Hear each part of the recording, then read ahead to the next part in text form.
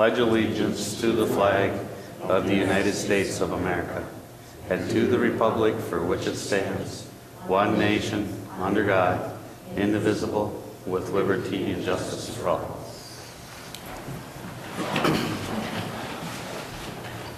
Thank you. Roll call. Councilmember Olson is absent this evening. And then we also had an amended agenda that was presented tonight, adding 2 action items, G and H. Approve the campground attendant and approve resolution accepting election judges. Any other changes to the agenda, staff? Is there a motion to approve the agenda with the amended agenda, please? So moved. Motion by Dave. Is there a second? Second. Second by Warren. Any discussion? I'll call the motion. Those in favor signify by saying aye. Aye. Opposed? Abstentions? Motion carries. 4 in favor, none against. We also had our minutes in our packet, May 5th and May 7th. Our special meeting on May 5th and then our regular meeting on the 7th. Is there any changes or corrections to the minutes on the May 5th special meeting? How about the May 7th? I think Warren had noted one additional thing needed to be added under J, which noted that payment in lieu of taxes would be made on by the ambulance for the purchase of the new ER auto building. Any other corrections or changes to the minutes as presented? Is there a motion then to approve the minutes with that change? So moved. Motion Second. by Warren and seconded by Dave. Any discussion? I'll call the motion. Those in favor signify by saying aye. Aye. Opposed? Abstentions? Motion carries. 4 in favor, none against. This time is our public open forum. Is there anybody here who wishes to address the council? Anybody wish to address the council? Hearing none. We'll move right into reports and presentations as we have no public hearings tonight. So at this time, we're going to suspend the regular meeting and reconvene the Board of Review and Equalization meeting, Don Rambler.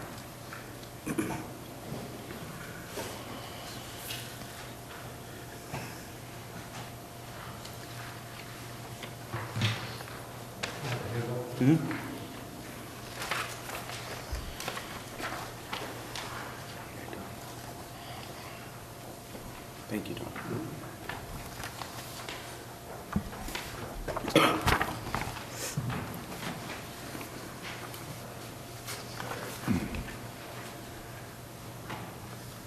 Okay, if you recall, we recessed the last equalization meeting over one property type, let me say. And that was Erica Cates property north of town.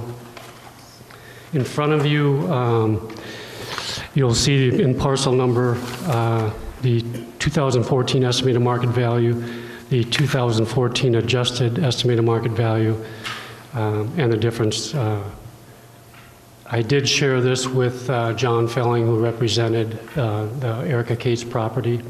He was in agreement.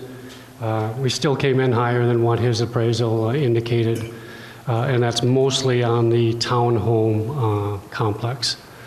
But he was in agreement. The property owner was in agreement, so I present it to you tonight. Don, just a quick question in regards to the adjustment and the difference, which is significant. How does that compare to other similar sales? I mean, I don't know if you have any sales that's similar to that facility, but can you kind of give us a comparable, if possible?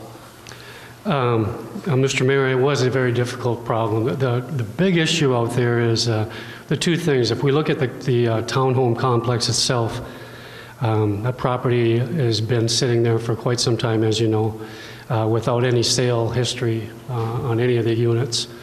That makes it difficult in itself. It also, if we try to look for a comparable property that would possibly have some sales, you're not going to find it in this area.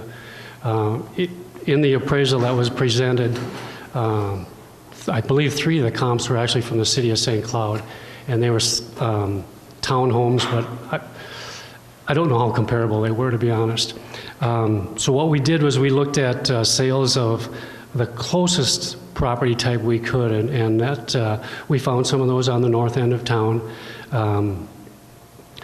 And that's kind of where I was coming from with it when I looked at the value allocated to each of those townhome units. You'll see that they're pretty identical. The two middle units of the 6 are a little larger square footage. That's why you see a little larger estimated market value. That property, as you know, also is broken down into the hallway has a separate parcel number. The garages have separate parcel numbers. The common area outside the building has a separate parcel number. So it is a very unique piece of property. We did do some reallocation of values as far as the hallway goes, and as well as the garages. And if you look at a combination of the townhome with the garage, that represents some sales of properties of similar style in the closest proximity to Sauk Centers that we could find. The balance of the parcels are going to be the outlots that are up in that addition. He did share some sales with me. I think the most common or most comparable would be the Sauk Center Country Club sale, which came in at about $9,000 per acre. We ran that against the outlots, their acreage, and that's where we came in with those values. I think until, with the townhome, getting back to that, until we actually see some sales that we can adjust to, I think this is a fair value. And are you working with the development to combine all of these parcels to several parcels, or is that not? It's really the property owner's call. I don't know what's all in their paperwork as far as how they design this, but if it's a matter of just them requesting to have the townhome complex one parcel, that's an easy process to go through. It initiates with the auditors. As we discussed, we have 22 parcels for really one facility or one complex. Makes it very challenging. Correct. All right. Is there any other questions for Don? No? Do you have anything else? I do not. Okay, with that, is there a motion to approve the property valuation change as presented? So move. Motion by Warren, is there a second? I'll second that. Seconded by Keith. Any discussion? I'll call the motion. Those in favor signify by saying aye. Aye. Aye. Opposed? Abstentions? Motion carries. 4 in favor. Mr. Mayor, I just have some form for you to sign real quickly, if I may.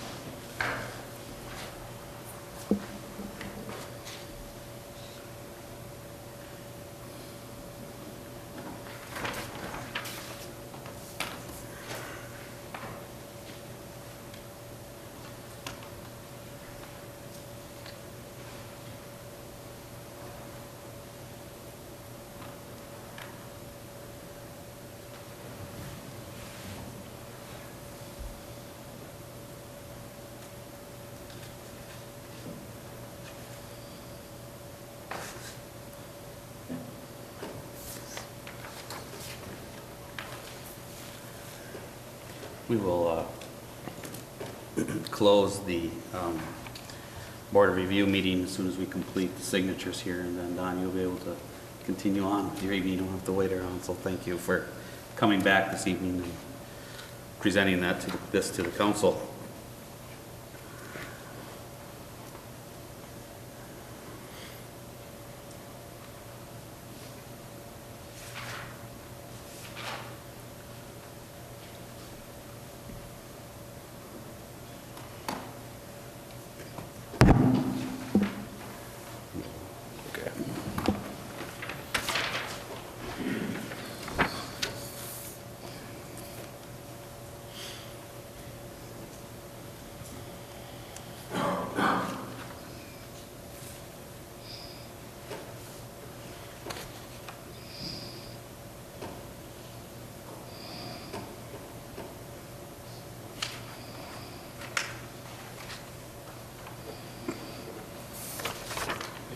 With that, I want to thank the public for their patience while we signed off on this so Don can move on. I would like a motion then to close the Board of Review meeting. So moved. Motion by Keith, is there a second? Second. Seconded by Dave. All those in favor signify by saying aye. Aye. Aye. Opposed? Motion carries. 4 in favor, none against. I'll close the meeting and I'll reopen the regular scheduled council meeting. At this time, we have our police department monthly report. Brian?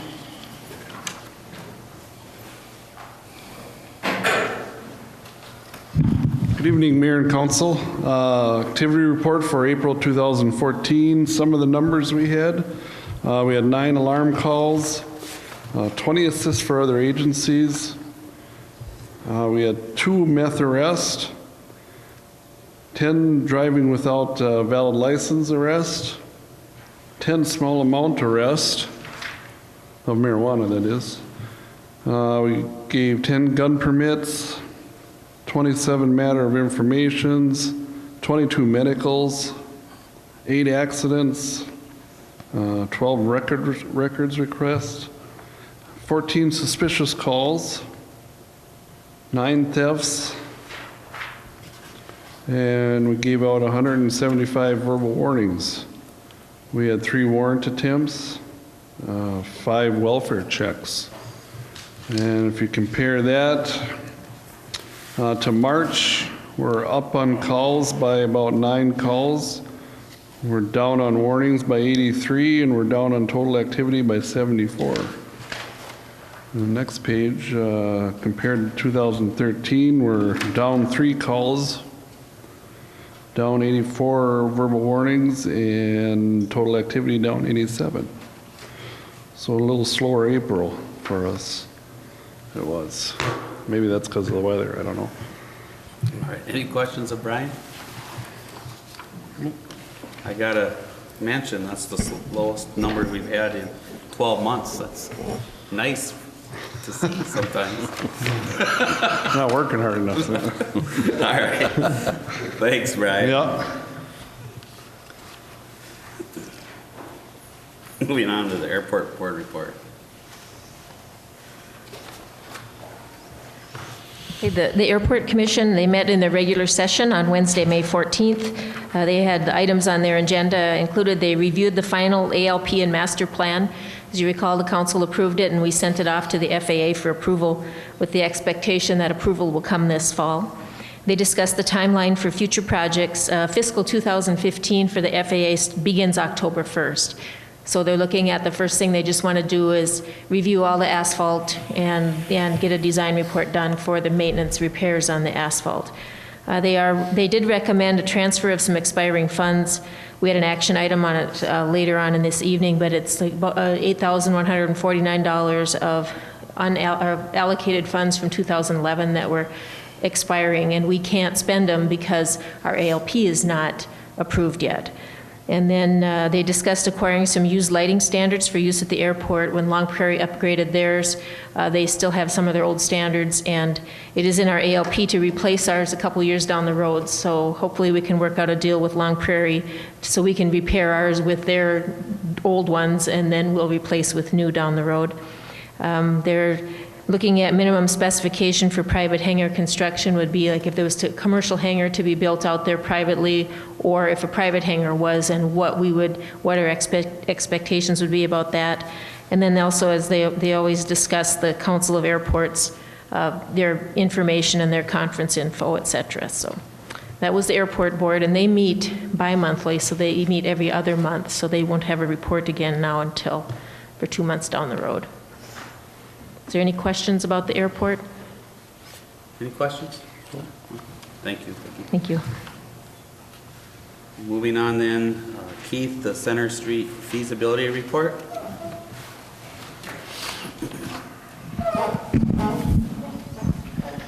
Thank you, Mayor and Council. The city has received a petition to look at improvements on the Center Street down by Beltline to 12th Street South. The council then directed me to look at a couple different, try to get out of the way of the camera and and Councilmember Thomas here. Looked at a couple different directions for the road. One is to upgrade it to a urban section, and the other is to upgrade it to a rural section, essentially keeping it similar to what it is now, but certainly making some improvements to it. So tonight we'll go through that feasibility report and provide the information to you. As I just mentioned, we've reviewed alternatives to reconstruct both as an urban and a rural section roadway. That project location is as noted. If my thing works, I can't see my light. Maybe it doesn't go that far. Anyway, it's from Beltline. It's what's dashed there from Beltline to 12th Street South. Pretty much a straight stretch there. We did look at a couple different alternatives. This is the urban design. You'll note the top is the proposed plan view. The bottom is the proposed profile view, and I'll just look briefly at the profile on the bottom. You can see that essentially everything drains, the north is to the left as you look at the graphic there, so everything drains to the south up till, about 2/3 of the way through the roadway. Then there is a low point there, and then it comes back up. That high point that you might see, and if I'm going to get up a little closer so I can point to it for you. The high point that's located right here is actually right at the residential driveway, so that we can match into that driveway through there. So that's what that's how the profile would work. I'll show you the typical section in a minute, but this is concrete curb and gutter, asphalt type of roadway. We do have a storm drainage system through here, picks up from the east side of the roadway, brings it across. You'll note that this is where there's some existing storm sewer is now that drains out to the west and into a low area to the west here. Unfortunately, there's two things with this project. Two issues with the project. One is that storm sewer system that's in there now doesn't have capacity for what's needed for the drainage through here. So the unfortunate thing is we would then recommend replacing this whole line all the way out. The rest of it is up on the far up top there, all the way out to lower it and to make it larger. It's currently an 18-inch pipe. In the urban design standard, this actually goes up to a 30-inch pipe. Part of the size, because it's so flat, there just isn't grade. Grade has been really difficult to get the storm sewer system to work through here. So that's one of the things that was sort of unfortunate that we found that we'd have to replace those existing improvements. The other thing is that there are no easements. There are no drainage utility easements outside of the right-of-way. In order to construct through here, both alternatives actually, we would need to acquire from the property owners drainage utility easements so we can get that grading in the ditches as it relates to the urban section, or excuse me, the rural section, as well as when we have some boulevards, the urban section gets further out as well for that grading. And I'll show you that in the section in just a second. But coming back to the storm sewer, essentially really kind of replaces generally what's there now. The system that's there now looks kind of similar to this drainage. So some of the drainage from the east side of the roadway, it removes to here. This, as you recall, we were looking at taking some of that drainage from the north side of Beltline. There's an existing 30-inch pipe that comes across Beltline. Currently, that pipe is plugged on the south end, but it will be opened up and extended with the county project. So we're looking at picking up this water and draining it down into the ditch that ultimately drains down to that low area. What this will do, it takes about 7.3 acres out of the drainage that currently goes down and adds to the issues that we currently have at Getty Street. And Beltline. So it relieves some of the issues that we have there. And this, you'll see that on both alternatives that we're looking at taking that water from there. So. Okay, before you move on, I got some questions. Yep. Do you mind we ask during the presentation? You'll go right ahead if you'd prefer that, that's fine. Okay, the pipe that's plugged, where is that water and how is that flowing today if it's plugged and not working? Currently that water then goes, to the south and east down Beltline. So it's coming over the top of the ground and just flowing, free flowing, yep. You're telling? Yep. Okay. The current piping that's going west off of Center Street today, that's not big enough. So are you saying that we installed that piping and didn't have an easement for that when that was done many years ago? There is an easement for it. It's a narrow one. It's only 16 and a half feet wide. So there's that an goes through easement there today, but you're saying it's not big enough for the proposed? The pipe is not large enough, and I do also mention, if you have read through there, that the easement is small. We would generally recommend something a little bit larger to be able to really have access to get in there and to maintain it sometime in the future. Typically, in something like this, we'd probably want a minimum of 20 feet instead of 16 and a half, and that would be sort of the minimum. It can be workable at the 16 and a half, but it just, if that's something that could be acquired a little bit from either side, that would be a benefit in the future. But that's what I'm referring to if you've read that in the report.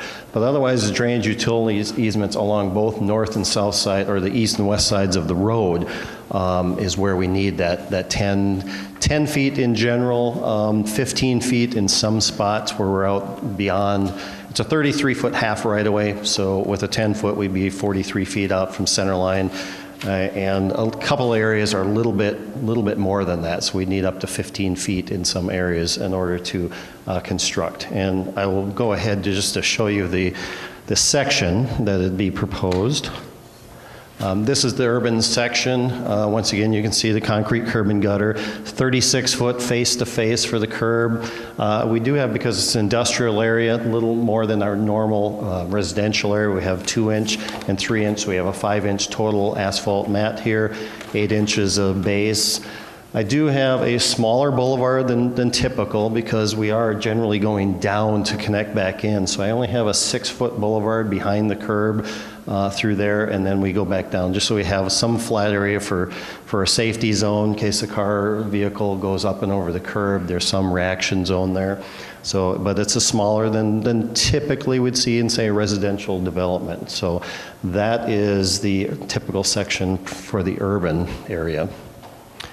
Now I'll move forward to the rural design, and you can probably note that the storm sewer system is very similar. Really the difference is, instead of being catch basins and pipe, they're really mostly culverts that cross. There's a culvert crossing here, a culvert across the driveway, another culvert through here, same thing down and through here. There is a system. This system from here to here and out is kind of almost exactly what's there now, just larger sizes. Once again, in the rural section, this piece still has to be upgraded to a 27-inch side as opposed to a 30, versus 18 is what it currently exists as. The profile is nearly the same. We have adjusted the profiles to make the dirt balance so that whatever we do to construct the roadway, we can get that from right on site within the right-of-way.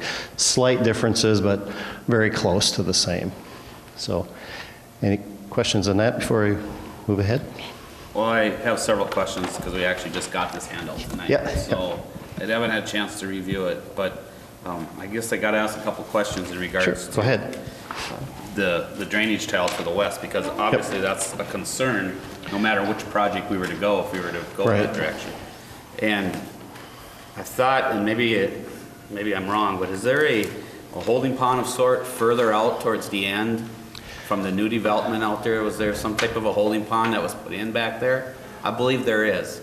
And so my question is does this pipe go to that pond? Is it close to it? Is it gonna? This pipe goes out to, there's a ditch, and it's in this north section, if I can get my pointer to work here, but it's not. But at the end here, there is a small ditch that then drains down into that wetland complex out there. That's where that current pipe goes to now. And we have to go that far just to be able to get grade, to be able to, we even have some excavation just to redo the ditch. Not very far, it's only about 100 feet in order to get elevations to drain out through there. Whose property is that? Is that the? This property out here is the Ag Power, which is Midwest Machinery's Ag Power or something. It's coming up here shortly. Okay. Can I add something to that? Sure, go ahead. Where that tile goes to the west there, like you got a dead end. You said it goes to an open ditch, but last year when John Deere added on, that's all underground all the way to that holding pond tile. So this goes a little bit farther then, when they added on? No, and actually, When you, Keith, can I explain? Yep, go ahead. If you go from Center Street, your stop right there, then go up to your drawing above that, Yep. that's where it goes all the way to the end. But where you're stopping at the top depiction of your drawing, Out here, yep. that is, I think, going to the holding pond, or going very close out to that, there's a holding pond. Yep.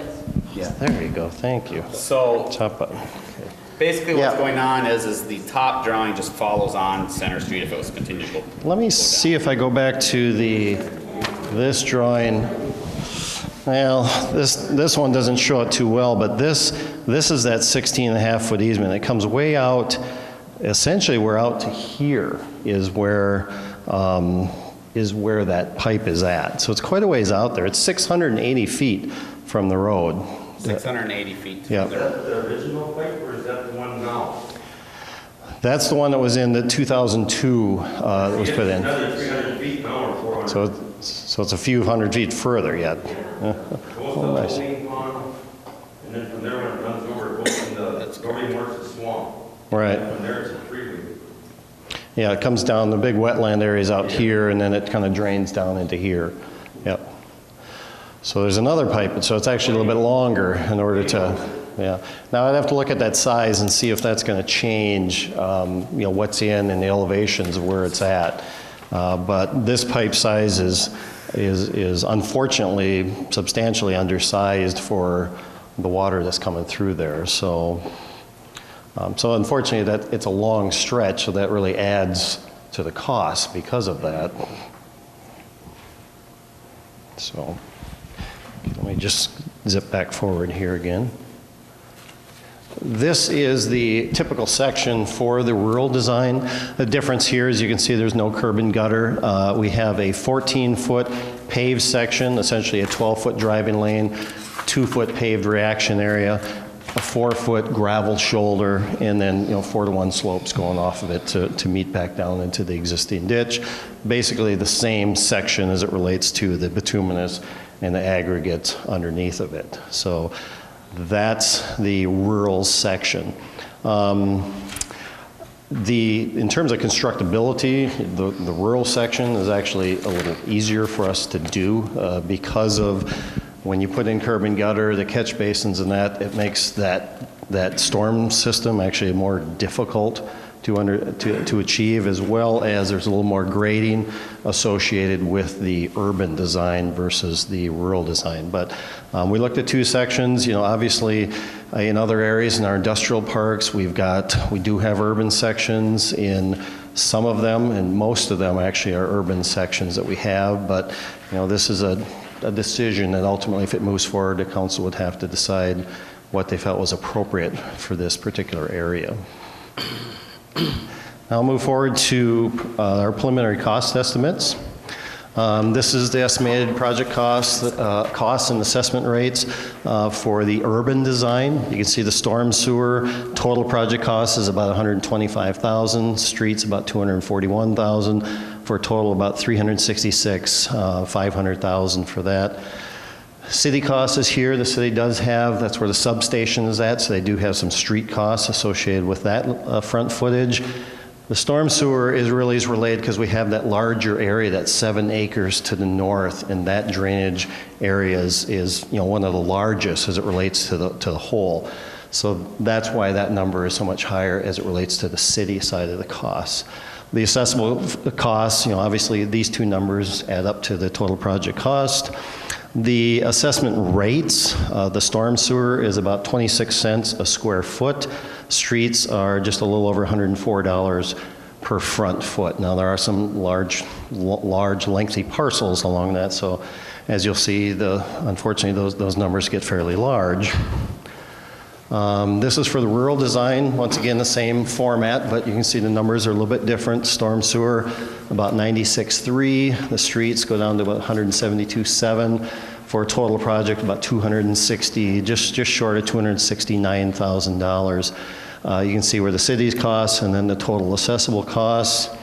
The rates of assessments, preliminary assessments, storm sewer, goes down to 26 cents for this, so cheaper on a square foot basis, and the streets go down to $74.82 roughly per linear foot. And basically the biggest difference is there's less grading and there's no concrete curb and gutter through there, so that's the largest difference as it relates to the streets. I'll go forward to the preliminary assessment rolls. Might be a little hard to read out there. I'll kind of go through those in general, but there's essentially 6 parcels that adjoin the street, and they range anywhere from, the smallest one, there's a couple for ag power. This is the 16.5-foot piece that actually goes all the way to the west. So about $1,700, but in general, we're about $21,000, ranging up to $83,000. The Schmidt Family Home Supply in the city of Sauk Center, in this case, are just about $83,000. The largest ag power piece is about $63,700. And then Dwayne Mosman is, which is a large residential parcel there, is about $21,600. Now these are full assessment rates against those. And I know the council has discussed a little bit what to do with gravel roadways, but as what you see before you is full assessments against those parcels. Okay, so you get a sense what those are for the urban design. And then for the rural design, those go down, obviously, from there. Anywhere from $1,200 is our smallest for that small piece. About 60, just short of 61,000 for the for fleet. Ag power is about 46.5. Dwayne Mosman's about 15.7. Crop production's 81.6, and the city of Sauk Center is about a little over 63,000 for the rural section design. So that really is all I have to present tonight, and I'll entertain any questions. You want to go back to your drawings if you could, and then Yep. I know the owners of the parcels, which this is the first time they've had a chance to see this Yep. as well, who also have questions, and maybe Yep. the council will have some as well. Go ahead if you have questions, Teresa. I have a question on the rural design. Uh-huh. Why do we need 4-foot shoulders? There's nothing there now. Yeah, because normally we typically in rural designs, we do have, and that's for a vehicle that, has to pull off to the side, or it could be a large vehicle, whatever it is, to pull off, so they have some place to sort of pull off of the road. And most rural sections do have those kinds of areas for, it provides safety, kind of a respite, if you will, for traffic. Yeah. Yeah, well, and there are some, design changes are things are changing. That used to be that we had very little. It used to be we had maybe as little as 2 feet or nothing on the outside and went down. That's not the design standards that we have any longer. We do provide that shoulder area for that extra safety, so if someone veers off the road a little bit, there's a little bit of reaction area so that they're not immediately going down into the ditch. What's the footage? Are we talking 12 to Belmont? How many feet? It's around 1,200 feet, if I recall. Yeah, it's about 1,200 plus feet.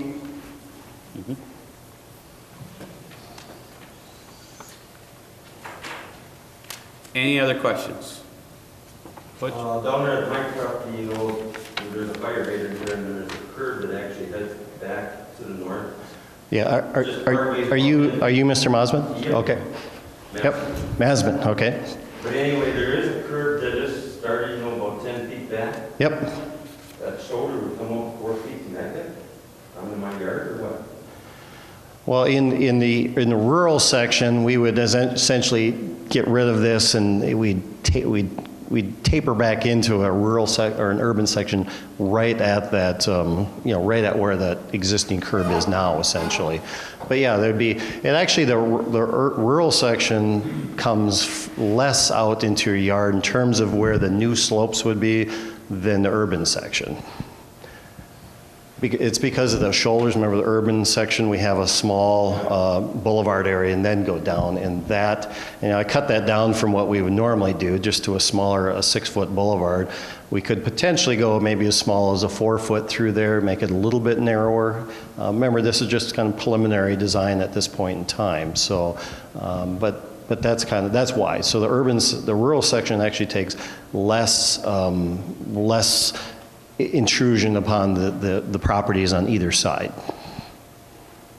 But you still then have ditches and those kinds of things through there. So in the case of Butch's, as he's mentioning, his lot is almost, maybe it's even a little bit higher, but very much level with the road, I think, right there. Yep. And so his driveway comes all the way out to where, when they placed it, looks to me about where they thought would be the right spot to go because of the gravel road there. So how do you taper, or how do you work a new rural road if that's what we chose to? To me, it seems to make some sense that we would do rural versus urban, but that's just my opinion. How would you taper a lot that's fully developed and been there for all these years, that has only one house on, like his, and taper that into a usable new street compared to what's further to the south, to the north, which is very almost rural-like right now because of the fact there's nothing there besides a ditch. Well, in the rural section, we end up having a ditch. It isn't very deep through there. I think we only have it about 2 feet at the most below the roadway. So we come off, we go down, have a small ditch bottom. In this case, I've only looked at a couple feet, and then go back up at a 4-to-1. 4-to-1s we typically do because they're very maintainable, they're easy to mow, those kinds of things. And as I mentioned, for the driveway, which is real important, is that we have that high point so it matches. So your driveway will match very closely to what it is now. So there won't be any, certainly not going down, and there won't be any steep coming up into your driveway. And we have that both for both sections, the rural and the urban. Is there any cut to the current road that's there? Most of the cuts up in here. This is where we get the dirt essentially to do the rest of that's needed. Certainly in the urban section, there's a little more for the boulevards. Most of that's from here. We're cutting this hillside, or this hill slightly down. It's not a lot. There's only a couple thousand yards of material in the whole job being moved, so it's not a huge amount, but. So very close to grade as it is Yep. today. Yeah, it doesn't change much. This end down here is very close to what it is now. The most of it's right in through here where it changes a little. Yeah, I guess that's what I don't understand. If you say the south end is staying the same, I don't see where you're getting the ditch cut here. But I actually come on the very south end, it's almost level with the road. Right. So we'd end up having to go down and then back up again. So we'd create a ditch through there to make that water run. And remember, we're doing.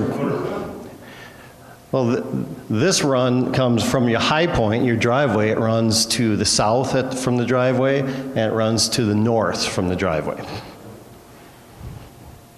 So there would be a swale in your particular driveway. Yep, there'd be a swale. At the end of your yard along the road. Yeah. Yep. I'm right at the high point where it goes Yep. north. Right. Your driveway. Right. It's pretty much the same as what it is now. Exactly. And your driveway, it flows to the north, flows to the south. That's why I kept cement back there. Yeah. Right. And we actually have in the urban section, we do have actually a cement driveway proposed to connect everything back in. On the rural section, we do actually leave that as a gravel. And that could be if you wanted to fill it back in, but we do have a gravel in that. But this is only preliminary, so. And again, I know we're getting into a lot of detail because it is very preliminary. Yep. But let me ask you one more question. Yep. I think there's a storm sewer lift in the corner of Bob's by Fleet. Sanitary lift up here? Excuse me, Yep. sanitary, yeah. Yep. Has that been looked at, and is there going to be any additional work needed to be done with that? I don't have anything associated with this project. That comes here and continues on to the east. If there's any issues with it, that could be dealt with as needed, but I wasn't aware of it. I don't think there's an issue. My question is there are we going to create any issues by creating a ditch or doing anything along the road there that impacts what's currently there? No. Okay. What's the life expectancy between the two roads? Well, really, the bituminous and that's, they're really the same. So it's a difference of, you have concrete curb and gutter in the one. Concrete curb and gutter typically will start to spall, and we'll have to do some maintenance on those things over time. Obviously, if we don't have it, we don't have those costs in the future, but it's a question of, consistency in what you want to do with those types of areas. Certainly this area, it's rural now. It tends to lend itself to being, in my opinion, it tends to lend itself to being rural. It actually makes the design easier on the storm sewer side from a rural perspective versus an urban perspective through there. The reason why I asked is because, if they're paying assessments and you go with a rural design and the shoulder breaks down and the tar starts breaking up because of no real edge to it, like a curb and gutter system. Yep. With heavy truck traffic and everything else in it. That's the reason why I wanted to know if there's going to be more maintenance on the city's part to keep it from going up, or is it going to be something that's going to break down that they're going to turn around and we Right. have to redo the road and hit them with another assessment later. Certainly with the rural section, what you'll find is that edge of the road that's the part that kind of gets beat up because you don't have that. And that's one of the reasons we have that 14-foot, so it's 2 feet further out of paved from the driving lane. So it gives a little bit, so hopefully they're not driving on that edge as frequently. You've all driven down more older rural sections where it really is nothing but the driving lane, the fog line, and it's down and that edge starts getting beat up because people do wander as they travel down the roadway, and there isn't as much stability when they have that edge. So we really try not to have. That's why we have those little reaction, that little extra, so that people aren't driving on those edges, because that's when they start to fall apart. One of the things is when, like heavy traffic, when they turn into a driveway or whatever, their trailer, if it's a curb, if they go over the curb, there's still some support. Right. If they cut the corner, eventually that corner just keeps getting wider and wider and you fill the ditch up with dirt. Well, And, that's the maintenance part I was wondering. That's generally a function of making sure that the driveways are wide enough so that they have ample room to turn. We do have in the rural design for this, we do have the driveways, what we think is large enough, very close to what's there now. I would say the only exception is the very, very wide one into crop production services on that's in this location. We propose to have that one a little bit narrower than what it is now. Right now, it's about 70 feet wide, which is a really, really wide driveway. Propose to cut that down, but the rest of them are pretty much exactly what they are now. And there is, in the rural design, there is a small, about a 2-foot piece of that. You essentially bump out the 14-foot lane another couple feet, so you give a little more of a buffer right there at the corner. You mentioned earlier about the maintenance. One of the things with the rural is then you do have your ditches, the shoulders that need to be maintained from time to time to make sure. Sometimes you'll need to top them off a little bit with some class 2 and make sure you run a blade down it, probably a couple times a year. So there is some maintenance when you do have gravel shoulders to have to deal with. What is 12th Street? What is 12th Street today? Curb? Yep, that's an urban section, yep. But it's, it's a mix of some residential, commercial on the other side, so it's a bit of a mix. We kind of have the same here. It's mostly commercial and, industrial, with the exception of Mr. Masman, who's, a residential parcel at the end there. Is this a 9-ton or 10-ton road? This would be, with this design, this would be a 10-ton design, yep. Because we do have, there's large vehicles that come through here, so it certainly is appropriate to make this a little beefier than a typical residential street, for sure. So it's an industrial standard. So, it wasn't meant to make a decision or anything tonight. That's something where you have to decide where you want to go in terms of a timeline for it. But this provides you the information that you were looking for, what those costs are. You can think about those urban and rural. Certainly feedback from the petitioners and decide where we want to go from here. Right. Again, we don't, we don't have a timeline. We really had a petition from the petitioners, and so we don't have to do this or even set a date on this right now. But what I guess my thought was to make sure that the petitioners had the opportunity to ask all of the design questions as well as the council. I don't know, is there any other questions? Bob, did you have any questions, or Dave, or anybody from? I have a question as to underwater that drains in there now, where is that coming from? Into which area, which,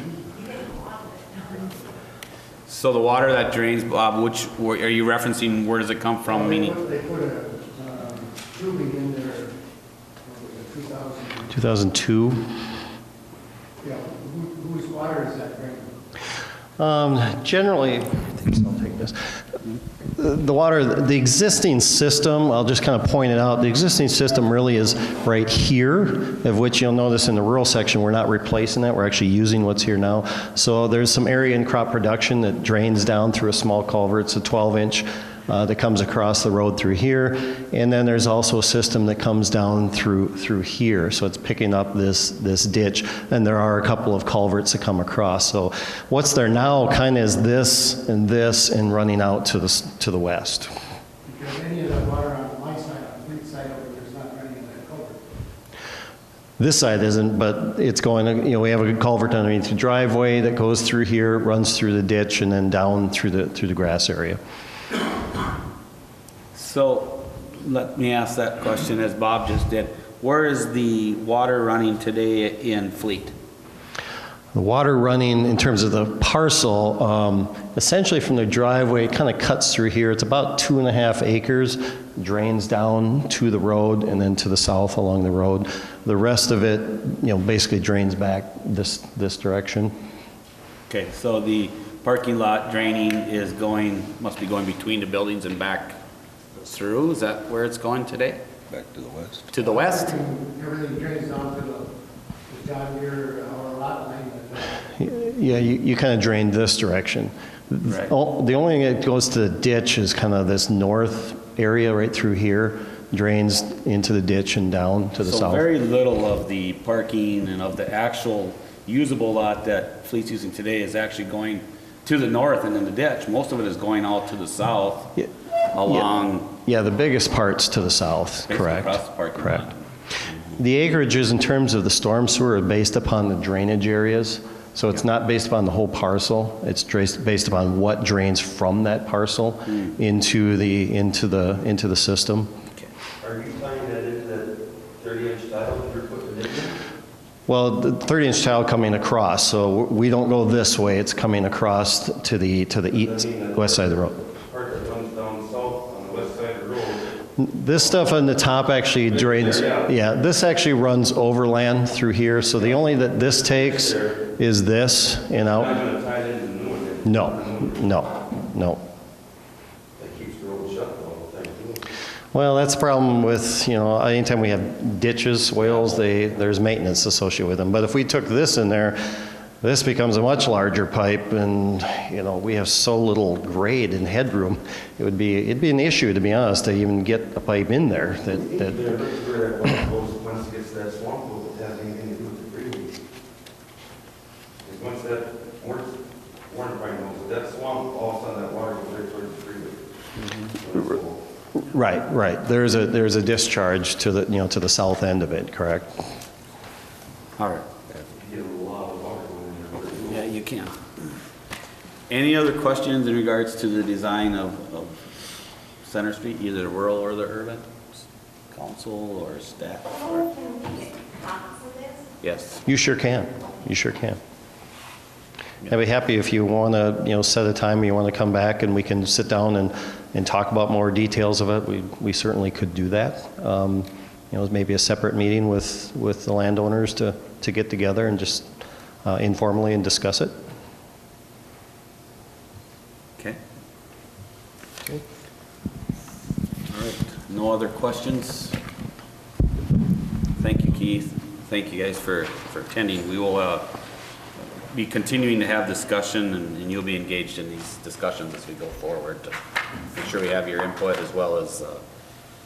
So will you mail those out to us, or do you pick them up here at City Hall? It would be the easiest if you had to take copies of them here.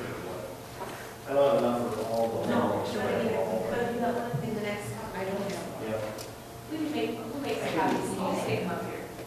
If you want the whole report, if you want graphics, I can send PDFs so that there's either just graphics if there's anything. I think our engineers want to look at what we've already done. Sure. Just double check. Yep.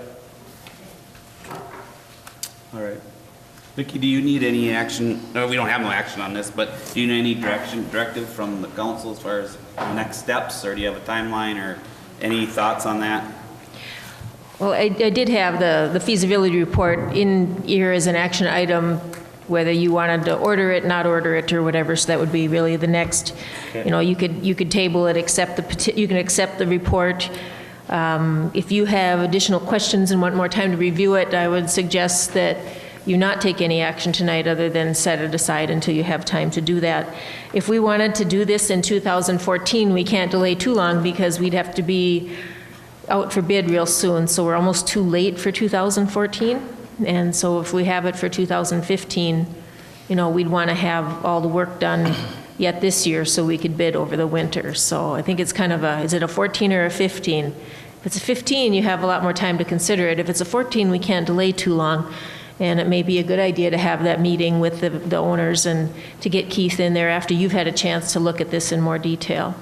I think we've, in many times in the past, we've actually delayed projects because of timing. And this has always been that time of year where you would be probably paying far greater to try and do something, and there's really no rush as long as we don't do all this study and then forget about it for 5 years, and all of a sudden have to redo the study again. Doesn't make no sense. So either we, you know, move forward with it at some point or time, but I personally wouldn't recommend that for a 2014 project. But I would like to see us continue to have the discussion with the landowners to make sure it's. We do have, now remember that we have in our capital improvement plan, a plan to make one project out of all of our gravel. Yep. Which is coming down the pike too, and whether you want to evaluate if this fits in good with that, and, or if this is better as a standalone. Those are all the things that we could look at, and maybe the operations committee could evaluate that as well. Okay. Thank you. Council have any other questions? We'll move on into our action items. Action item 7A, approve resolution. That was this one, That's what we were just. to accept the report.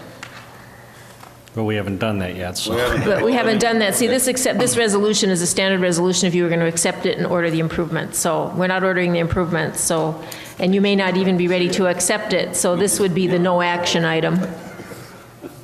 I was just trying to make sure I was following the proper procedure here, but, okay, we had discussion. I would recommend that we would table this action item tonight based on the discussion and the feedback until staff, as well as, we just received this report tonight. I would like more time as well to review it, if possible.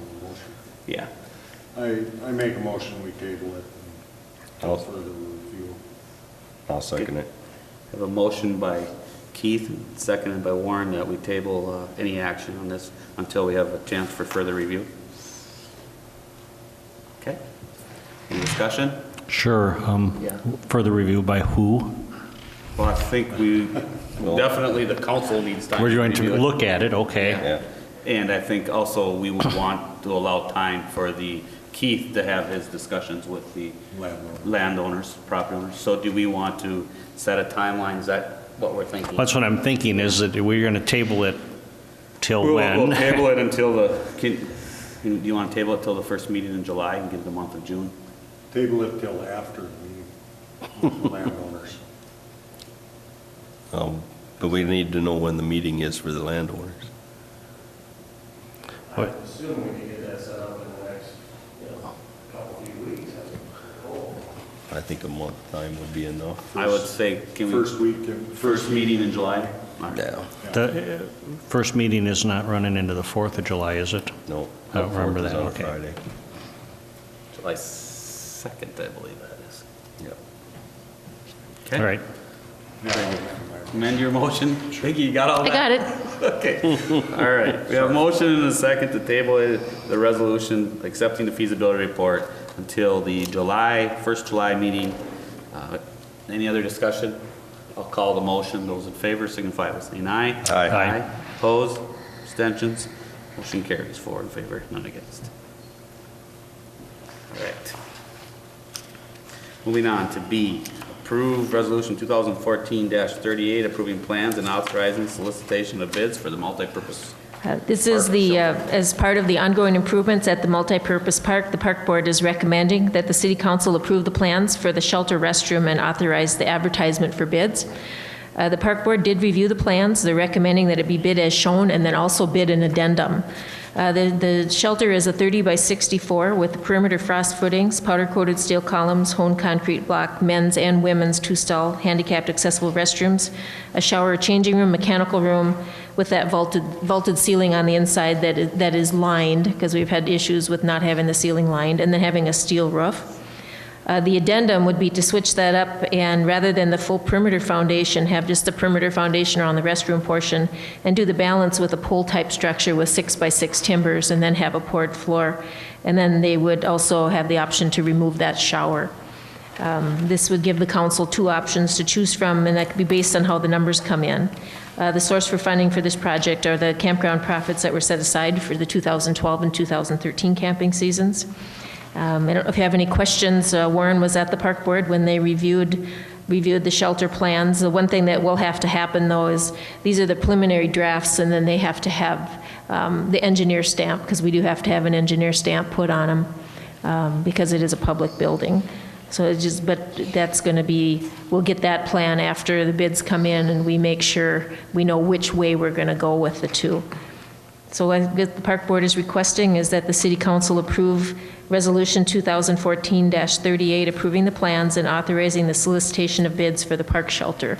And that would be with the as bid here, as shown here, and then also the option for the addendum. Okay. Any questions? No? Is there a motion to approve the resolution 2014-38, approving the plans and authorizing solicitation of bids for the multipurpose shelter? So move. Motion by Warren, is there a second? Second. Second by Dave. We have a motion and a second, is there any discussion? I'll call the motion. Those in favor signify by saying aye. Aye. Opposed? Abstentions? Motion carries, 4 in favor.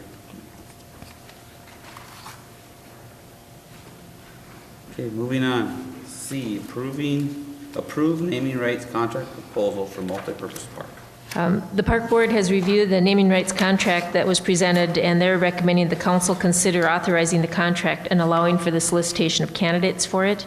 What this agreement is for is it's a naming rights agreement that would be is actually a fundraising for the multipurpose park. The agreement has things such as the term, is it a 5-year, 10-year, 20, or a permanent naming rights? That was some of the things they discussed. What would be the cost? Are we going to set a cost and try to get someone to meet that, or are we going to do it on a bid type presentation? Some of the other things are more like indemnification, and they talk about installation and maintenance, and that we'll continue to use the name and we'll maintain the sign, and the name of the park will, you know, if we advertise something to happen at the park, we use that name for the park. So it's just basically if someone gives us the money to name the park, that's what we will continue to call it. So I did put the draft of the naming rights agreement in here, a little different than the park board because they did remove some of the language that was in it, and bringing it to the city council for review. If the council doesn't have any questions on it, we can go forward. If you have some recommendations, we can make those recommended changes and bring it back at another meeting. Or if you just simply have some questions about how it would all work. Vicki, I know I had an opportunity to visit with you on this, and I still have a number of questions in regards to this agreement. I guess to me it's unclear if it should be, you know, a 20-year or a 5 or permanent, and how that would even be addressed if somebody came in and asked. It doesn't really make that clear in this agreement. There's, you know, the other question that I had is if somebody gives 10,000 or 50,000, is it different for a residential person versus a business? A lot of maybe some unclarity to me, and I'm not sure that it's has all that descriptive information in here and if it needs more or Well, not. this would basically be the agreement after that person has already been selected. So this is how the agreement would work. But you're talking more on the selection process and how do we decide how much is it Right. going to be and do we have criteria? And like you said, the one question they had was, should it be a term that's renewable or should it be permanent? And there was discussion both ways on that. Some were saying, well, if I put my name on a park and then down the road I don't really like that, you know, and then I'm stuck with the name if you don't maintain it. It was that side of it. And then there's the other one, say, once I pay my money to put my name on the park, I want it to be permanent. So I think it kind of goes both ways. Typically, we haven't changed names of our parks. Once they're named, and that's what we call them. We had Sinclair Lewis Park was named that, but that was a big citywide type promotion. And so that was a permanent, and I think some of the park board led to permanent. And when they were having their discussion, but they wanted to get a little input from the city council on what their thoughts were. I know that Mike was kind of the one that talked more about the naming rights during the fundraising discussion. And I was hoping to get some feedback from him as well. So what is the discussion on that? Should the criteria be part of the agreement, or is that a separate? Well, this, Discussion. like I said, this agreement is, once that person's selected, we exercise this agreement, and this is how we move forward. So as far as how we select that person, I think the committee was working on that criteria. Maybe you want to see all that before we have the actual agreement. They were kind of looking at, is this the kind of form of agreement that we're looking for as a city? And maybe it's not. Maybe this isn't what you're thinking at all, and we don't use it.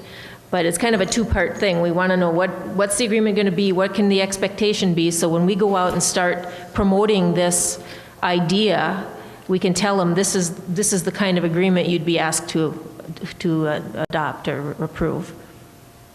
It's coming down basically, say we get 3 businesses that all decide they want to put their name on that park. Yep. It'll kind of almost in a roundabout way turn into a bidding war. Where, okay, I'm gonna give you this many thousands of dollars or whatever, but I want my name on here permanent, forever. Or it might be a business that doesn't know if they wanna do the permanent thing, but they'll give you so much. And it's one of the things that once we find out if there's even any interest in selling the naming rights to the park, that we'll work out the details with whoever comes forward. As of right now, we really I don't know if there's anybody out there even interested in doing it, but we need to have an agreement in place to somewhat start with when we get that far. Well, that's what I'm looking at, is that this is really nothing more than a general boilerplate. Right. Undoubtedly, when a person is attempting to buy these naming rights, this agreement isn't going to stand because their people are going to want something changed on it as well. All we're doing is approving a generic sort of outline of what it will be. I'm not sure we need approval any more than the consent of the council to just say, this seems like a fine starting spot. We know it's not going to end up here anyway. Well, that's what we were saying. This is a form of agreement. This is not Yeah. the final agreement. But, you know, if we're just totally going down the wrong track, then we need to know sooner rather than later. Yeah, I think I'm far more interested in how we're picking the name than the details of this agreement, which is going to change afterwards anyway, so. I will ask them to put that together, and hopefully we'll have that on the park board meeting at the next meeting, and then that can come back to the council on that process, if that's what you're looking for. Okay, well, So- who's awarding naming rights? The council will be the one doing the final awarding. I'm just talking Okay, about that so the they're just committee gonna- would they're gonna have a come with recommendation of how they see this moving forward. Suggestions of criteria. Right. Okay. I guess what I'm looking at is maybe just the general consent that the format of the agreement looks fine. I'd rather not say the form itself, because I agree with Dave. I think there's going to be many changes, and I'm okay with the format. And I think we'll have a lot of questions about criteria if there is some interest, and I think there will be interest. Whether it's permanent or a certain amount of terms, I think everybody will have a different opinion on that. And it also will be dependent upon the person. But I think it would be nice for a residential or a person that's, you know, an individual versus a business has the same type of opportunities. I mean, I don't want to say only because you're in a business do you get to that, or only because you're an individual. So I'm very, very concerned and curious about the criteria. Yeah, More interested that's in that. much more important than any of this stuff, so. Yeah, okay, if the general consent of the council that we approve the format as presented? Sure. Yeah, okay. General consent, Vicki, that the format of this That's agreement fine. looks good.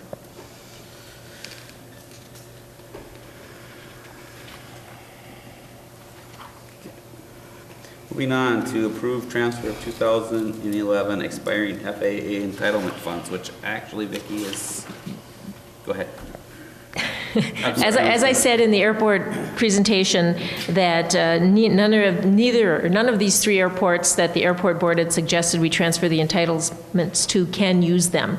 So they will just automatically expire. They'll go back into the FAA pool and get reallocated somewhere else. So there's really no action necessary. So we'll just remove action item D from the agenda because there's no action necessary. Okay? We'll leave it in the agenda just as an information. Yeah. Just put as information item. Right. Moving on to E then, approve resolution 2014-31, accepting a carpet quote. At the April 16th meeting, we directed that quotes be obtained for the replacement of the vinyl tile outside the council chambers. The replacement option selected by the operations committee was commercial grade carpeting. We did solicit quotes through the state bid, which is Hiller Carpet, and we also advertised locally, and we also sent complimentary bid specs to several local carpet installers. As of the close of bids, only one had been received. That was from Hiller Carpeting with the state bid. I did break it down for you. We had the options on that. We had the carpet and installation, including the vinyl base. The glue, not the blue, but the glue and the reducer strips was $59.41. And then they have the option, if they remove the old tile, it's an extra $1,011. And we also asked them what it would cost to replace the stair treads going up the set of stairs with the new rubber, and that was $23.83. So the total cost, if we did everything, would be $93.35. The removal of the old tile of $1,011, if we chose not to do that, we would have our public works staff remove those tiles. And then also replacing the stair treads was an option, that was more of a cosmetic option to look at that. In my opinion, that came in quite a bit higher than I expected it to. So the city can accept the carpet and installation with either, both, or no options.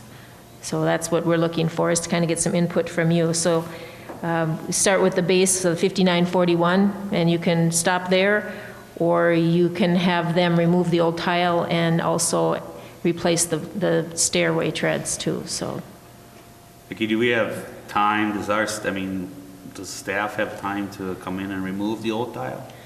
I think that would be kind of one of those, we'd have to get the carpet installation scheduled, and then we would just have to schedule our public works staff to come in and do it prior to that, so. Do they have the tools, the equipment, and everything that's necessary to do that? If you'll notice, they kind of come off quite easily. The one on the top stairway up there, we took that off in a matter of about a half an hour. So Do they have to then strip it with something, or is that done by the layer? Well, They just remove the tile, or do they do it the underlayment or the glue or whatever else is underneath it that needs to be done? we don't know what we're going to see when we get under there. That's the risk that we take, and I think that's why he's got a $1,000 cost to take it out. It could take him an hour, it could take him all day. Just my experience with flooring, you're better off paying someone to do it, because they've got powered scrapers. A lot of times you don't get all the glue up, and that comes right through the carpet, once you take it off and that. And then I would imagine the second floor, that's actually on a wood deck where this might be concrete. It is. It might adhere a little better in some spots. That's just my thinking. What I was thinking was maybe there was sentence to serve could come in and do it and save our public works people from doing it. Well, I don't know about timing on sentence to serve. Right. I know we're hoping they come and clean the trail in these months, so we're still waiting. Yeah, my feeling is, like Keith, just have them do it. I think- Because, if we do it, they'll come in and, something isn't done right, and we have to do it anyway, and, Every time we've ever done it up there, it's always, they come in and, no, you gotta get this too, So it All costs right, well, it extra. sounds like, I think we're talking that rather than having staff do the removal, we would just include that Yeah. in it. As far as the stair treads go, I mean, yeah, they definitely look like they're used and they've been here, but if there's a way to make what we got more, I don't know if you can clean them, or you and I talked, Vicki, there's some special cleaner that maybe we can clean it up. It just Yeah, looks we're like doing it's- we'll do some checking on what can be done to maybe correct that a little bit. I mean, they still function fine. Right. So we'll maybe take that option off the table. Yeah, I think at this time, and I am assuming that's something we can always do in the future if we feel Yes. we need to, so. All right, and we can always get the other bids at that time and make that a separate project if it's necessary. Yep. All right, well, with that discussion, then, is there a motion to approve Resolution 2014-39 accepting quote for carpeting with option 1 to remove the old tiles presented? So Yeah, move. yeah, and I'll second. Okay, a motion by Warren, seconded by Dave. Any discussion? I'll call the motion. Those in favor signify by saying aye. Aye. Aye. Opposed? Abstentions? Motion carries. 4 in favor, none against. And I'll just note, we did reach out locally and had got no bids as well. So this is coming out of Minneapolis. Or Rochester, excuse me. Moving on, approve resolution 2014-40, seeking quotes for parking lot. Vicki? What this resolution is just seeking approval to solicit quotes for the parking lot improvement. They have the parking lot itself is about 10,000 square feet, and then we have about 1,150 square feet, which is the approach, which is the driveway to the top of the hill. And so I think the driveway from the road, Timber Lane Drive, up to the top of the hill, that section, I think should be concrete, whether we pave or do asphalt or concrete. That part should be concrete, and that should be done whether or not we do the balance of the parking lot, and that's why I broke it down, 10,000 for the parking lot and the 1,150 for the approach area driveway, because we'll probably have to do that approach area driveway either way. And what we're really looking to do is to solicit quotes for that parking lot and a concrete option and an asphalt option. And so that's the way we would like to advertise it. And so I have the resolution 2014-40 seeking those bids or those quotes for the parking lot. Perfect. Any questions? Got to get bids before we know what it's going to cost. So I guess I'll call for a motion. Is there a motion to approve the resolution 2014-40, soliciting quotes for parking lot improvements as presented? So moved. Motion by Keith. Is there a second? Second. Second by Dave. Any discussion? I'll call the motion. Those in favor signify by saying aye. Aye. Opposed? Abstentions? Motion carries. 4 in favor, none against.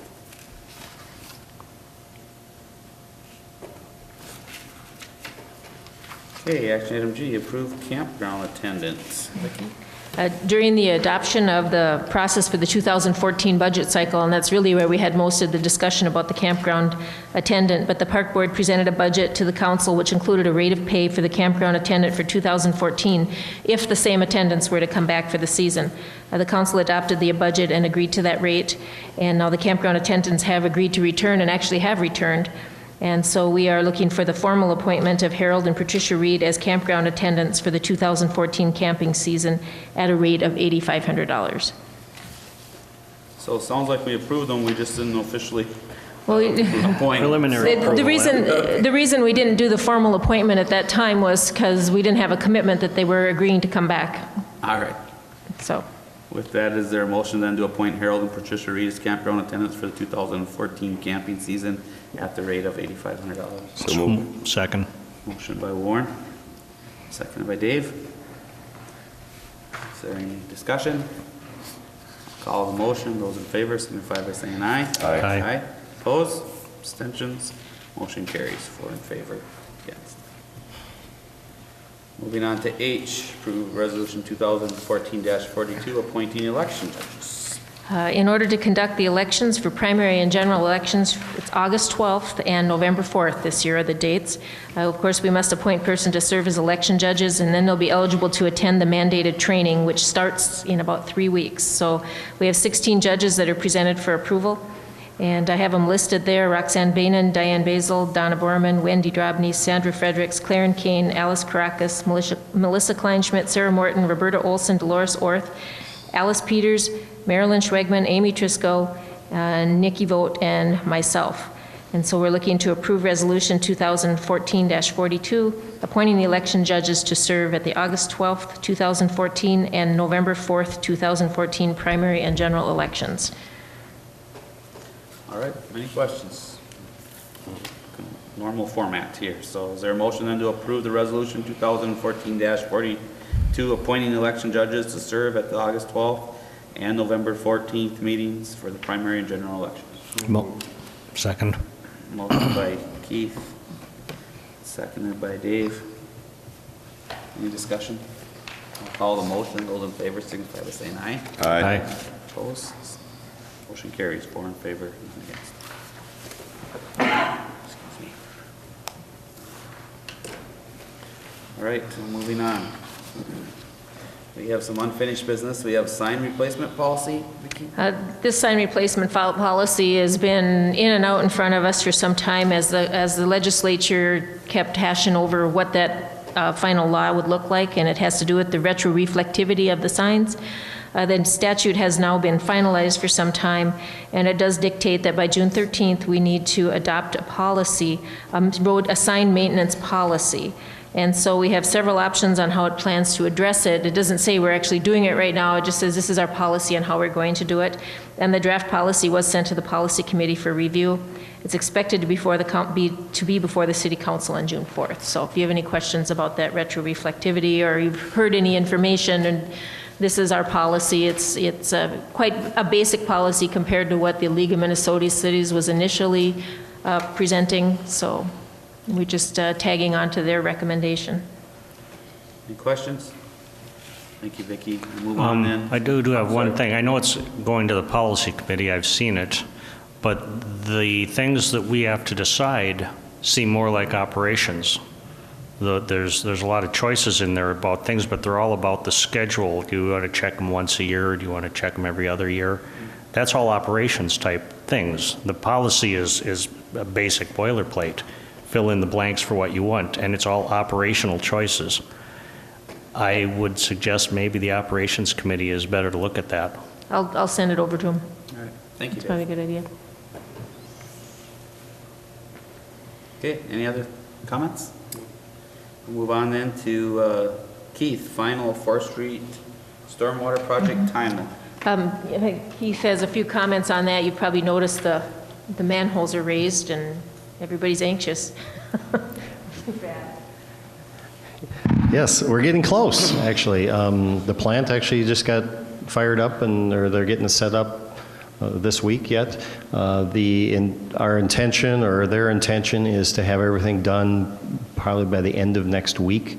There's a couple little concrete areas that got damaged over the winter that need to be replaced. Need to do those first. That might even occur yet this week, and then paving is scheduled at the moment for next week. And so by the end of next week, we should have it wrapped up. Any questions? Any questions? Thank you, Keith. Okay, we'll move on then to the Beltline Road County Project. Vicki? I just wanted to update you a little bit on the Beltline project, which is actually a county project, but we have some involvement.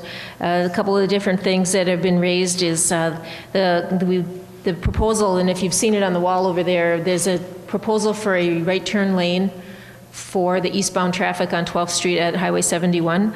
In order to accommodate that, there needs to be some work done with the stoplight, which the county has sought approval from MnDOT for doing that work.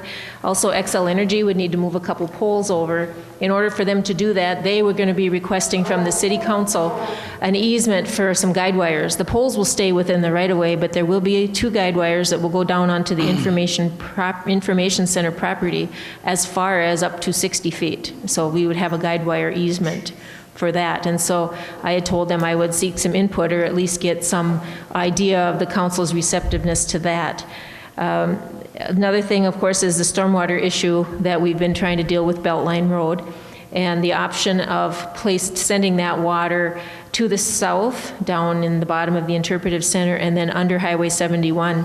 The utilization of that culvert that goes under 71, the county has asked MinDOT and has not received a response yet on whether they would allow that as a use for that property. We did also look in the manholes and cameraed actually the storm drain that goes in front of Steiner Lumber over by Snap Fitness across the road over to Kranz's.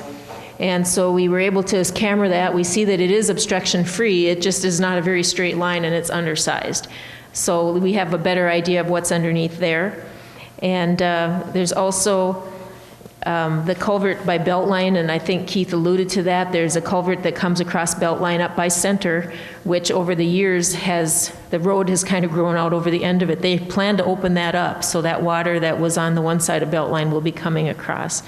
And so there's several different things there, but our involvement is going to be, what do we do about the easement for the guide wires? Is that something you think that we would be receptive to? And the other thing is, if they do run the water down to the south and we're able to use the culvert, we may have some kind of a little ponding area that'll have to go in the bottom of that hole at the information center. The county also asked if we would be receptive to consideration of not having that driveway out to 12th Street from the information center if a turn lane goes in. So these are design things. They'll be back with a final design. But they were kind of seeking, what is our first gut thought of those types of changes. But as far as the guide wires, the Xcel Energy is wanting to get an idea sooner rather than later, because they did say that down the road those poles could be replaced with a different kind of pole that doesn't need guide wires. But to do it under the county's time frame to get it done yet this year, they wouldn't be able to switch that out. So there may be a possibility that we say, okay, we'll allow the easement for the guide wires, but it expires at this date by which time you should have the poles changed out. So that's an option as well. So these are the kinds of things we're wrestling with the county and the state and the Xcel Energy and everything else to try to get this project done. So does anybody have any questions about any of those things or any feedback I can pass along? I don't necessarily have a lot of questions, Vicki. I did give you my thoughts earlier, but I'll just mention it to the rest of the council. Obviously, I think, we have a tremendous amount of truck traffic on Beltline, and a right turn lane is needed, at 71 to some degree. We have, one lane right now. You either got to go straight through or you got to go right, and it's very bottlenecked right there. I know you've been working with the county to do something with that traffic light. So I think a turn lane there, maybe if it doesn't accommodate all, where we're at today, I think the growth and where we're going in the future, that more and more traffic will continue to travel Beltline, and I think you'll see that as more and more truck traffic is there. So I personally think a turn lane is necessary. In regards to the guy wires, obviously it's in the right of way, so being it's in the right of way, I think we're open to that. I like the idea about potentially having a timeline there to get the poles changed out so that the guide wires could get moved. We've always had a water issue. I know I've talked with Steiner Lumber on numerous occasions. Same way with Fitness and Wonderbed, and the whole water problem at that intersection has flooded businesses in the past. So finding a solution to that, whether it's keeping everything on the south side and going underneath 71 if the state allows it, which I hope they're open to that idea, seems to be an option. I'm very supportive of wanting to keep that water on that south side and traveling along there if at all possible. Fixing and opening up the culverts that are closed, further up the road is going to bring additional water over there. So I think that in itself too supports that. The issue with the culvert going under 71, I think I recall many, many years ago that work being done in that corner, and at that time as well, it was noted that there's a lot of 90s or angles in that culvert going across. It isn't, it goes and it stops and drops, and then it goes and it stops and goes, makes a 90 turn to the south, and then it goes again. So it's really a unique intersection there, and I could see why it can't take a lot of water. Not only is it undersized, but when you have that type of restriction, the flow is just that much slower. So we're not necessarily going to take on the burden and the cost of replacing the pipe on the north side, but if we can defer the water to the other side, it would seem to make some sense. So I think personally I'm open to the options of, I know we'll have the final design come to us and we can give them more clear indication at that time, but I would be open to a guy if we can get the poles out of the way and give us an opportunity for a right turn lane as well. Just my thoughts, I know that's the other council. Yeah, I would say that temporary easement for those wires, for those guide wires to be put up, but I would make it temporary. That property is for sale, and I wouldn't want to make a permanent guide wire onto that property. I agree. And one more thought, if I may, the road entrance, I would be hesitant to want to move that entrance because of the fact going into interpretive center. Yeah, I'm less concerned about that because I think they'll just end up going on to Getty Street, I imagine. At some point. And since they it's for probably would be sale, doing that when it's for sale. I don't think you can enter there anyway. You know, it kind of comes in the middle of the top half, and that seems Yeah. like desirable stuff that's likely going to have to go someplace else anyway. But that's a future design. We would just be pushing it, so.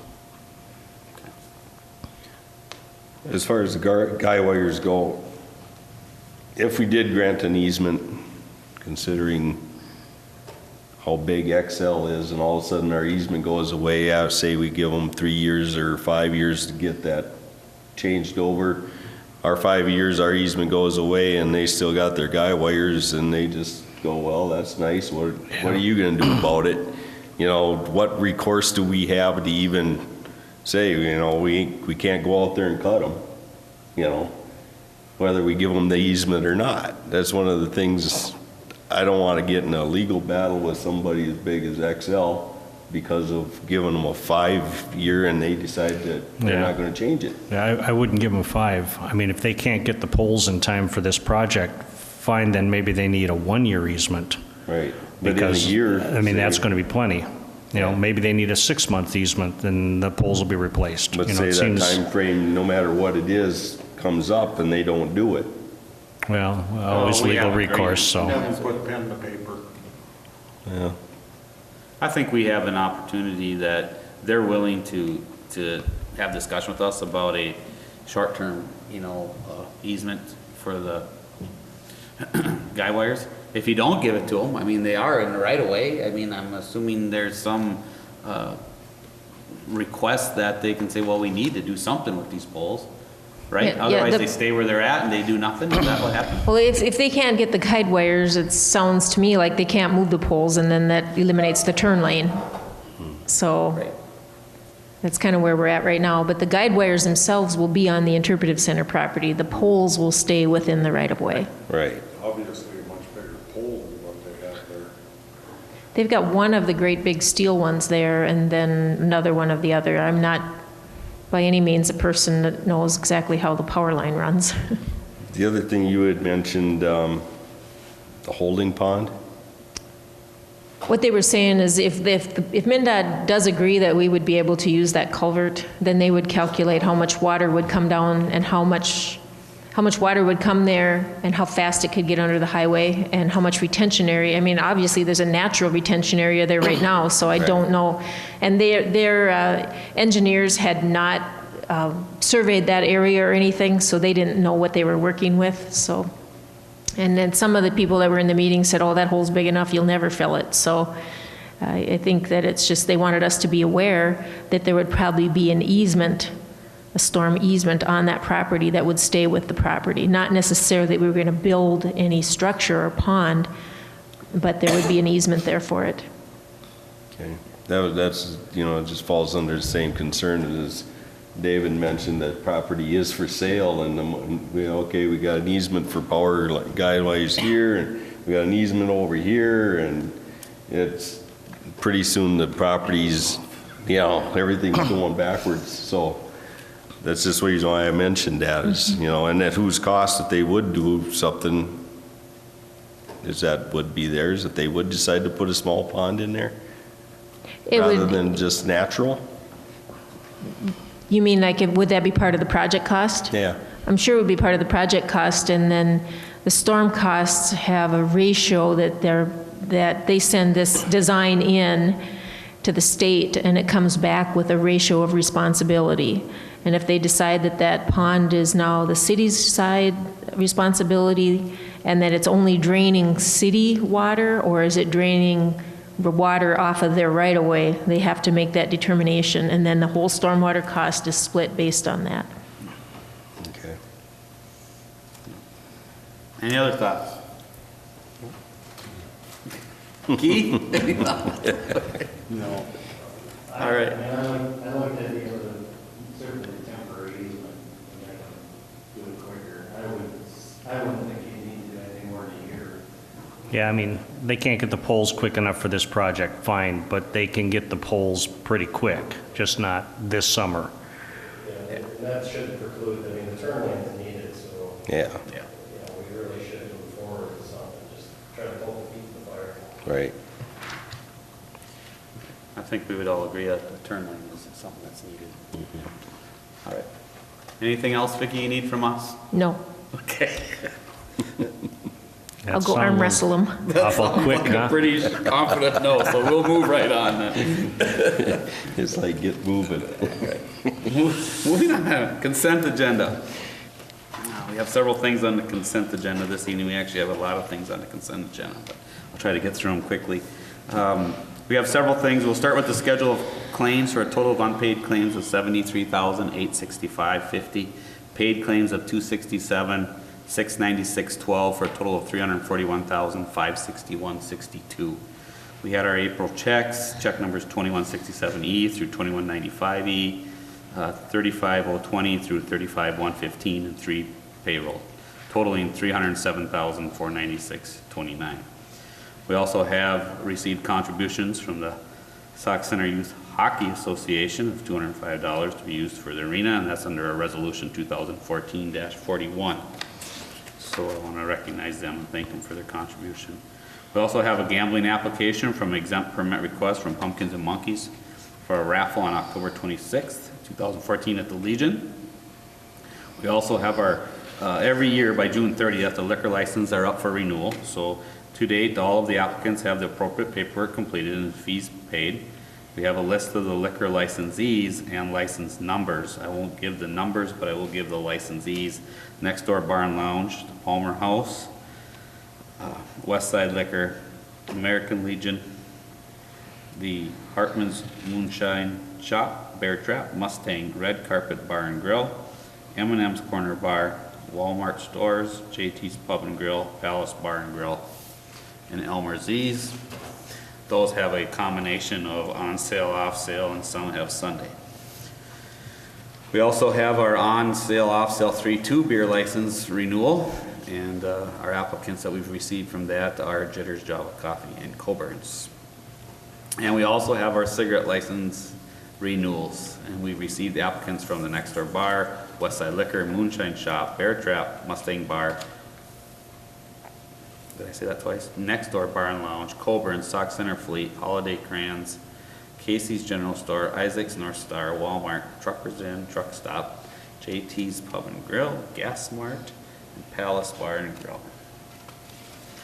With that, that is all of our consent agenda items this evening. Is there any questions in regards to the consent agenda as presented?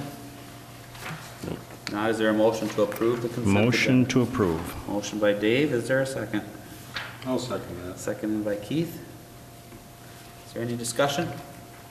I'll call the motion. Those in favor signify by saying aye. Aye. Opposed? Abstentions? Motion carries. 4 in favor, none against. All right. Takes us, we have just 2 things on our informational items this evening. And one is it's Hazardous Waste Pickup Day again, which is scheduled for June 14th from 9 to 1. And that will be done at the City Sanitation here in Sauk Center. And then we also have for your information, the 5-year Stearns County Capital Improvement Plan. So you can take a look at all of the roads in our area. And in District 5 and be able to see throughout the county what roads are being done over the course of the next 5 years. That's the preliminary. I'm sure like us, that changes from time to time. With that, I have nothing else on the agenda. Staff, you have anything to add? Just so you skip the part that we need volunteers for the hazardous waste day. Sorry, so we need Freudian. volunteers, so anybody interested? Doing things like unloading things out of people's cars and vehicles, packing up fluorescent bulbs into bins, surveying the people that come to drop off to find out where they're from. June So 14th. makes for a good day. Fun is had by all. All right. All right, thank you, Vicki. With that, is there a motion to adjourn? So move. Second. By Warren, seconded by Dave. Call the motion. Those in favor signify by saying aye. Aye. This meeting's adjourned. Thank you.